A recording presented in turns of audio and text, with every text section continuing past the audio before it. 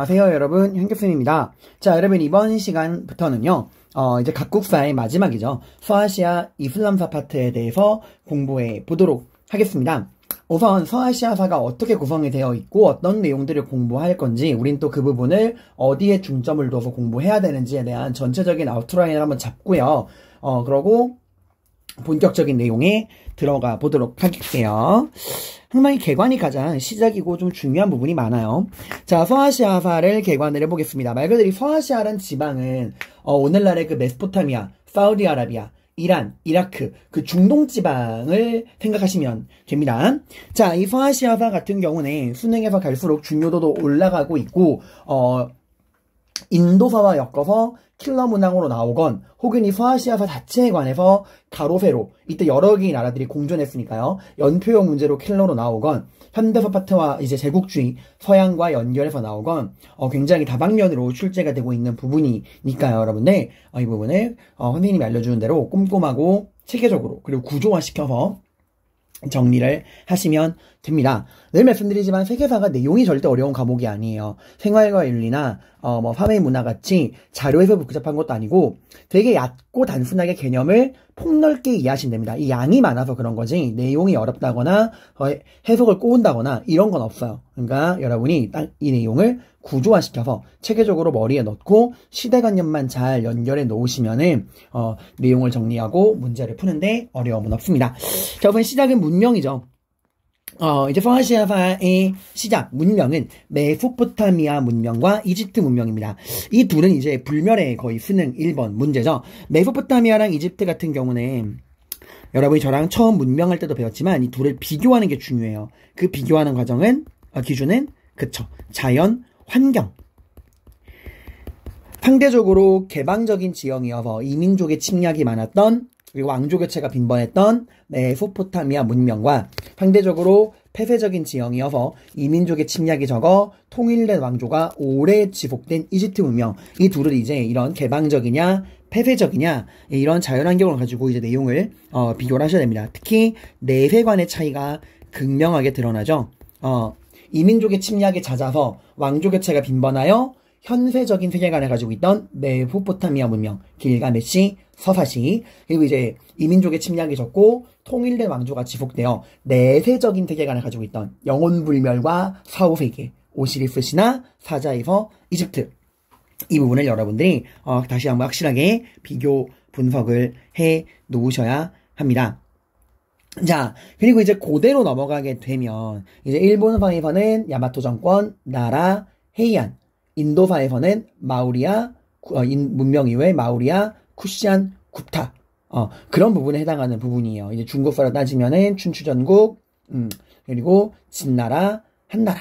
이런 부분에 해당하는 건데, 이제 서아시아에서의 고대는 페르시아 제국입니다. 여러분 한 번쯤은 들어봤을 명칭이죠. 게임이건 영화건 드라마에서 페르시아라는 이름을 많이 들어봤을 거예요. 오늘날의 이란이 이 페르시아의 후예들이라고 생각을 하시면 됩니다. 그러니까 이 중동 아라비아 지역이랑은 좀 별개로 여러분이 보셔야 돼요.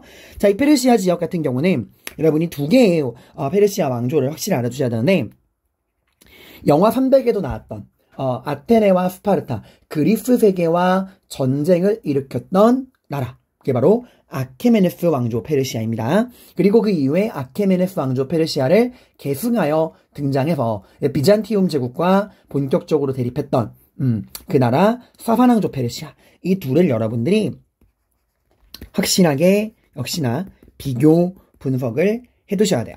그리고 이 아케메네스 왕조에서 사사왕조 페르시아로 넘어가는 과정에서 등장하는 나라 중에 이제 파르티아라는 나라가 있어요. 이 파르티아도 여러분들이 최근 들어서 이 파르티아에서도 로마사랑 연결을 해서 난이도를 좀 올려서 22년 수능에 나온 적이 있거든요. 이 파르티아도 여러분이 같이 정리를 또 해 놓으셔야 되고요. 아케메네스 왕조 페르시아가 등장하기 이전에 이 서아시아 지역을 최초로 통일한 나라가 있습니다. 아시리아라고요. 이 아시리아 역시도 이 자체가 단독 문제로 나올 수도 있지만 보통 이제 다른 문제의 자료나 선지로 많이 활용되는 편이니까 또 아시리아도 포인트를 잡아 두셔야 합니다. 저번에 20년도 수능에서 아케메네스 왕조 페르시아는 그 왕의 길을 연결하는 수사와 파르디스, 그 리디아의 파르디스를 연결해서 좀 난이도가 있게 나온 적이 있어요. 그러니까 꼼꼼하게 정리를 해주셔야 되고요. 그 사사왕조 페르시아가 이제 이슬람 세계에게 멸망당하게 됩니다. 그래서 이제 서아시아는 본격적인 이슬람 시대로 들어가게 돼요. 이슬람 왕조들이 등장하게 됩니다. 이슬람교의 창시자 마호메트라고도 부르기도 하고 무함마드라고도 부르는, 그러니까 뭐라고 나오건 같은 사람이라 보시면 돼요. 마호메트, 무함마드. 이제 이 무함마드가 이제 이슬람교를 창시하고 아라비아 반도를 통일합니다. 그리고 이제 이 무함마드가 죽은 이후에 이 무함마드의 죽은 이후에 이슬람 세계의 그런 지도자를 칼리프라 불러요. 무함마드 뒤에 이제 등장하는 이슬람 세계의 지도자를 칼리프라 부르는데, 그 칼리프가 초창기에는 선출이었어요. 그래서 그거를 정통 칼리프 시대라고 이야기를 합니다. 선출되었던 시대예요. 그러다가 4대 칼리프 알리가 우마이야 가문의 무아위야라는 사람에게 죽고, 그때부터는 이제 우마이야 가문이 칼리프를 세습하게 돼요.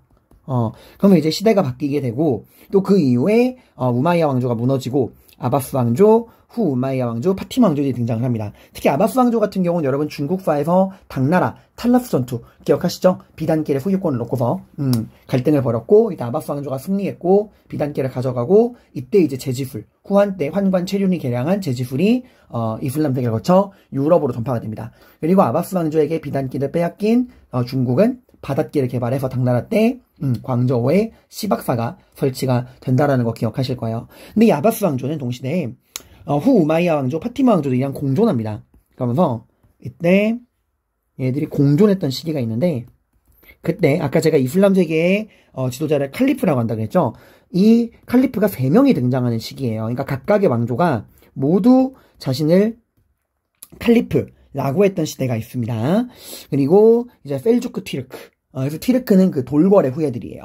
셀주크 튀르크, 얘가 이제 아바스 왕조로부터 술탄의 칭호를 받게 되고, 그 이후에 오스만 튀르크, 티무르 제국, 또 하나 이란 지역에서 나오는 사파비 왕족까지, 이런 내용들을 여러분들이 공부를 하시게 될 거다라는 말씀을 드립니다. 그리고 이제 오스만 제국, 단독으로는 가장 잘 나옵니다. 근데 이제 오스만 제국이거든요. 우리나라로 치면 뭐 조선, 일본으로 치면 에도막부, 인도로 치면 무굴 제국, 중국으로 치면은 명나라, 청나라의 포지션에 해당하는 나라가 오스만 제국인데요. 오스만 제국은 이제 전근대와 근대 시기 때 쭉 존재했던 나라예요. 그래서 이제 이 오스만 제국이 나름 나라를 바꿔보겠다고 했던 개혁, 탄지마트 개혁, 그리고 헌법을 만든 미드아드 파샤, 청년 튀르크당, 이런 내용들이 나오고요. 현대 와서는 인도와 마찬가지로, 아니 그 이상으로 복잡한 종교적 갈등을 갖고 있는 지역이 이 서아시아 지역입니다. 왜 이렇게 종교적 갈등이 심해지고 있느냐라는 것도 살펴보도록 할 거예요. 그러니까 인도의 카슈미르 분쟁처럼 여기도 그런 종교적 갈등의 포인트, 벨푸어 맥마흔 선언, 이런 것들 살펴보시면 됩니다. 역시나 이것도 영국이 뿌린 씨앗이에요. 세계사에 보통 문제가 생기면 이거 누구 짓이지? 하고 뭐 누군지 모르겠네 하면 영국을 찍으면 거의 뭐 정답이에요, 여러분들. 자, 이렇게 해서 고대, 중세, 근대, 현대까지 내용을 정리하게 될 거다라는 말씀을 드리고요. 그리고 문명 같은 경우는 이미 여러분들이 배웠던 내용이니까 선생님이랑 간단하게 한번 정리해 볼게요. 사실 이 부분은 새로운 내용을 배우는 게 아니라 그전 여러분이 4대 문명 저랑 공부했던 부분을 다시 한번 정리하는 거기 때문에 들으실 분은 들으셔도 되고, 나는 그냥 나 혼자 복습하겠다 하시는 분은 이제 개관은 끝났으니까 여기서 강의를 끊고 다음으로 넘어가셔도 됩니다. 자, 그럼 문명 한번 정리해 보겠습니다. 우선 지중해 연안의 문명부터 정리를 해볼 건데요. 기본적인 지리 개념부터 조금 살펴보고 갈게요. 여기가 이제 장화 모양의 이탈리아 반도가 있고요. 그리고 이탈리아 반도 앞에 이제 지중해가 있고요. 그리고 오늘날의 그리스가 있는 이쪽을 우리가 발칸 반도라고 합니다. 나중에 1차 세계대전 때 굉장히 중요하게 또 배우게 되는 부분이에요. 그리고 여기 이제 흑해가 있고요. 흑해 위에 있는 반도를 이제 크림 반도라고 또 이야기를 합니다. 이것 역시도 근대 들어오면 오스만 제국과 러시아가 이 크림 반도를 놓고서 싸우게 됩니다. 그리고 이집트가 있는 이쪽 지역을 이제 우리가 북아프리카 지역이라고 해요. 아프리카에서 그나마 이 내륙 지방 말고 사람이 할 만한 지역이기도 했고, 유럽이나 다른 나라 역사들과 연결되는 부분이 이 북아프리카 지역입니다. 자, 그리고 여기 지중해 흑해 바다 알아두시고, 발칸반도 앞에 있는 요 바다를 우리가 이제 에게해라고 이야기를 하죠. 에게해. 그리고 요쪽 지역을 우리가 네, 소아시아 지역이라고 부릅니다. 소아시아 지역. 다른 말로는 아나톨리아 반도라고 해요. 아나톨리아 반도. 여기서 이제 시작한 나라가 대표적으로 히타이트. 그리고 오늘 공부할 아시리아, 오스만, 튀르크. 이런 애들이 여기 소아시아에서 시작을 하게 됩니다.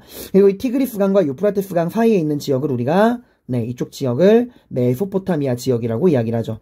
메소포타미아가 두 강 사이라는 뜻이죠. 메소, 사이, 포타미아 두 개의 강, 티그리스강과 유프라테스강 사이에 있는 지역입니다. 그리고 이제 페니키아, 헤브라이, 나일강 이런 지역들이 있죠. 자, 그러면 우리 일단 지중해 연안의 문명에서 히타이트, 페니키아, 헤브라이에 대한 내용을 정리해 보도록 할게요. 우선 철의 나라 히타이트입니다.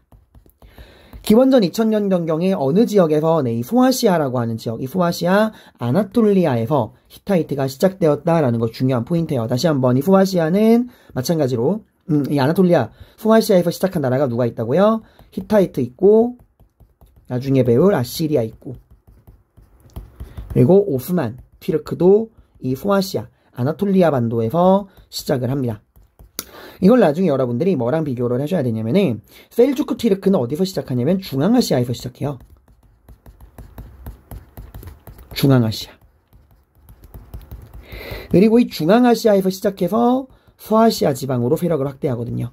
그리고 오스만 튀르크는 소아시아에서 시작해서 발칸 반도랑 나머지 지역으로 세력을 확대합니다. 아무튼 이 아나톨리아 반도에서 시작한 히타이트는 키워드가 뭐죠? 네, 철기입니다. 철기 문명을 발전시켜서 이 철기 문화를 소아시아에 전파했다. 최초의 철기라고 말하기 힘들어요. 다만 철기를 재련하는 기술이 굉장히 뛰어났다. 그래서 철제, 무기와 전차, 기병을 이용한 정복 활동이 굉장히 활발했다라고 하는데 이 철제, 무기, 전차, 기병을 이용한 정복 활동이라고 하는 거는 히타이트의 중요한 설명이기도 하지만 오늘 공부할 아시리아 역시도 철제 무기, 전차, 기마병이라는 키워드가 나옵니다. 공통점이에요.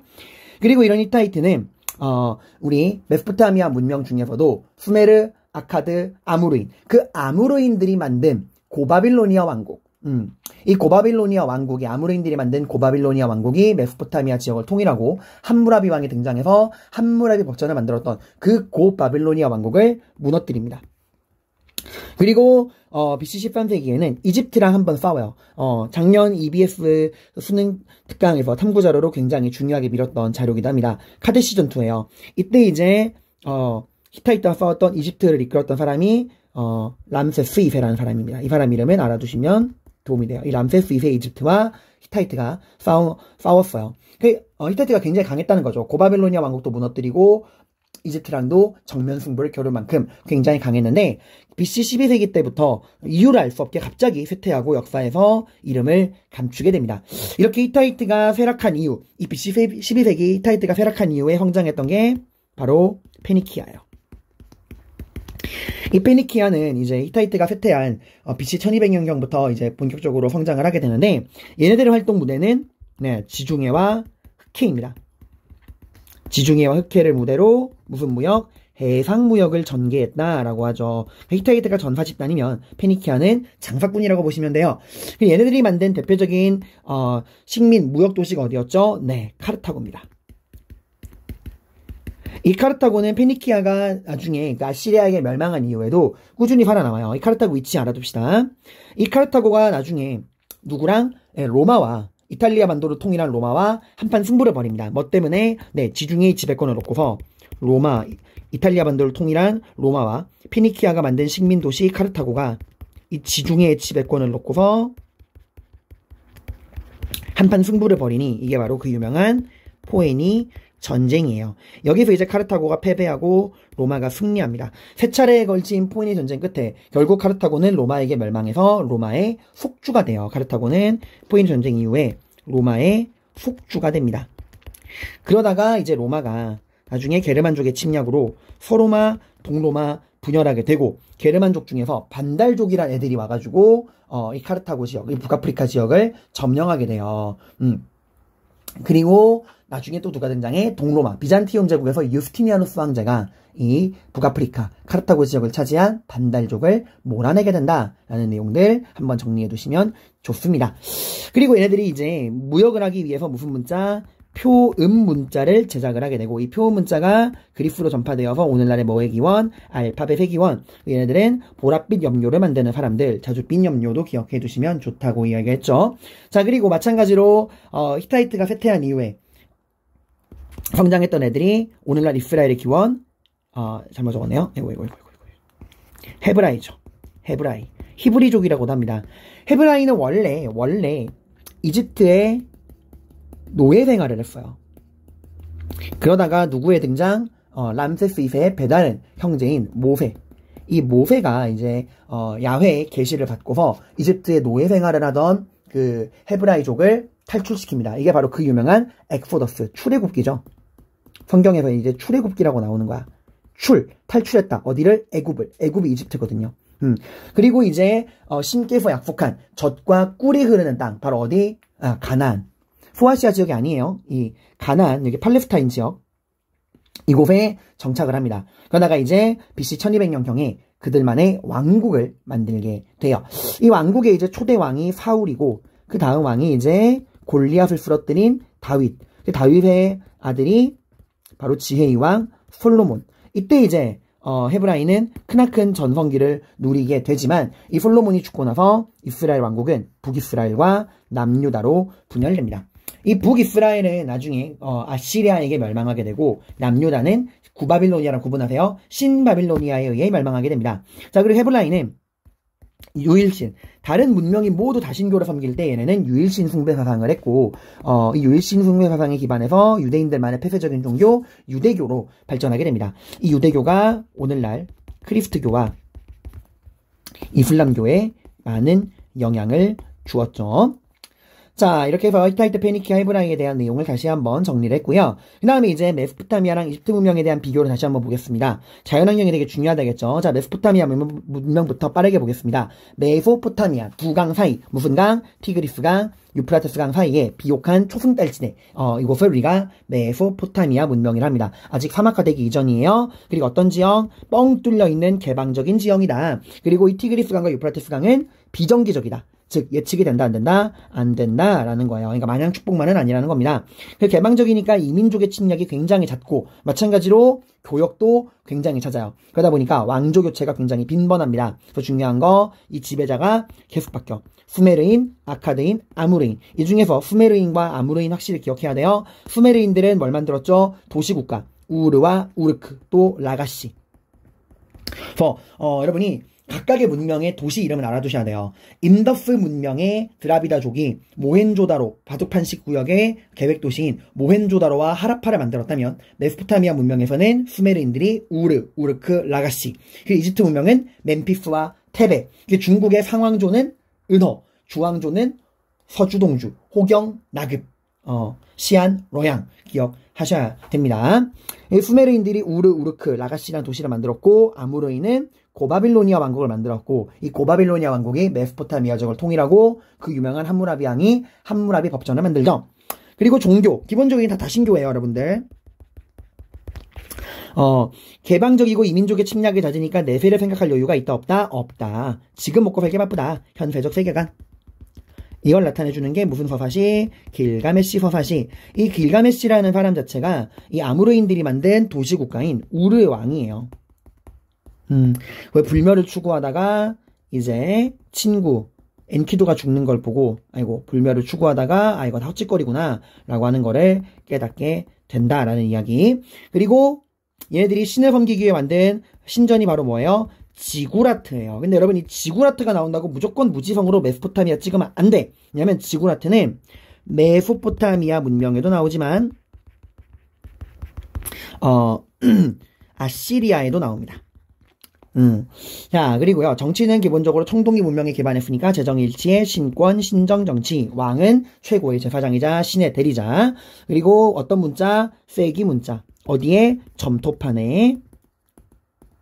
그리고 얘는 태음력이야, 태양력이야? 음침하다 그랬죠? 태음력, 십진법이 아닌 육십진법. 그리고 무슨 법전? 그 아모레인들이 만든 고바빌로니아의 함무라비 왕이 만든 함무라비 법전. 기본적으로 워낙 이 교역이 잦은 지역이다 보니 서로 간의 갈등을 중재하기 위해서 굉장히 엄격합니다. 눈에는 눈, 이에는 이, 보복, 복수, 동해, 보복법. 다만 신분별로는 차등 적용이다. 그리고 혈족 간의 집단적 보복을 인정하지 않는다. 사유재산도 보호해주겠다. 보호. 혈족 간의 집단적 보복은 인정하지 않는다. 혈족 간의 집단 보복 인정하지 않음. 그러니까 사법권은 오직 국가가 책임지겠다라고 하는 거죠. 글씨 극혐이네요. 혈족 간의 집단 보복 인정하지 않는다. 그리고 얘네가 누구한테 망한다? 네, BC 1500년경 히타이트의 침입을 받아서 멸망하게 된다. 그러다가 히타이트가 갑자기 사라지잖아요. 그 이후에 부활해요. 그러다가 다시 아시리아에게 망합니다. 아시리아에게 한 번 더 망해요.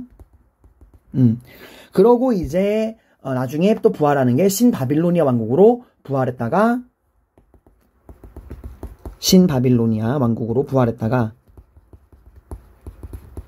누구한테 AP 아케메네스 왕조에게 멸망한다 라는 거 알아두시면 됩니다. 자, 그러다가 이집트 문명은요, BC 3000년경 나일강. 이집트 문명은 나일강의 선물. 이 얘기 누가 했다 그랬죠? 헤로도토스. 페르시아 전쟁사를 쓴 역사의 아버지라 불리는 헤로도토스가 이집트 문명은 나일강의 선물이다 라고 이야기를 했어요. 여기는 폐쇄적인 지형. 그리고 정기적 범람. 예측이 가능하다. 그래서 이 나일강이 넘치는 걸 관찰하는 과정에서 천문학, 측량술, 기하학 이런 게 발전을 하게 된다라는 거. 그 이집트 문명하면 로제타석이라는 것도 기억해 두시면 좋아요. 나중에 나폴레옹이 이 지역을 탐험하다가 이 로제타석이라는 걸 발견해서 이집트 문명의 수수께끼를 풀었다라는 게 나오는데 이런 게 나오면 이집트 문명이구나 정도 아시면 됩니다. 이런 폐쇄적인 지형이라 이민족의 침략이 별로 없고 장기간 통일 왕조가 유지된다. 고왕국, 중왕국, 신왕국, 그리고 멤피스와 테베라고 하는 도시도 알아두시고요. 그리고 이렇게 살기 좋고 편안하니까 내가 죽은 이후에 어떤 일이 펼쳐질까 내세적인 세계관을 가지고 있죠. 그러면서 얘네들은 영혼불멸과 사후세계라고 하는 생각을 확실하게 정립을 합니다. 그래서 나온 게 오시리스의 신화, 그리고 죽은 자의 편지, 사자에서 미라, 피라미드, 스핑크스. 마찬가지로 청동기 문명이 시작했으니까 재정일치, 신권, 신정정치. 다만 왕의 권위가 굉장히 강해요. 왕을 태양신 라의 아들 파라오라고 부른다고 했죠. 람세스 2세 기억하시고요. 얘들은 파피루스, 나일강 옆에서 자라는 풀인 파피루스에다가 무슨 문자? 상형 문자를 기록한다. 천문학, 측량술, 기하학, 나일강을 측정하다가 발전했고요. 미라 만드는 과정에서 의학, 나일강 범람을 예측하는 과정에서 천문학, 측량술, 기하학. 그리고 얘들은 태양력, 십진법, 아부신벨 신전, 왕과 왕비의 거처도 알아두시고요. 얘들은 나중에 아시리아에 의해 정복이 됩니다. 자, 그래서 또 문자도 여러분들 기억해 두셔야 돼요. 인도 문명은 해독이 안 되는 그림 문자. 그리고 일각수 인장이 발견되고 이 일각수 인장이 메소포타미아 지역에서 발견되는 걸 통해서 두 지역은 교류했다라는 걸 알 수 있고, 메소포타미아 지역은 점토판의 세계 문자, 이집트는 파피루스의 상형 문자, 상왕조는 한자의 기원이 되는 갑골 문자, 피니키아는 알파벳의 기원이 되는 표음 문자. 자, 한번 정리를 해드렸습니다. 자, 이런 기본적인 개관과 문명에 대한 내용을 토대로 다음 시간부터 본격적인 서아시아 고대화로 들어가 보도록 할게요. 고생 많으셨습니다.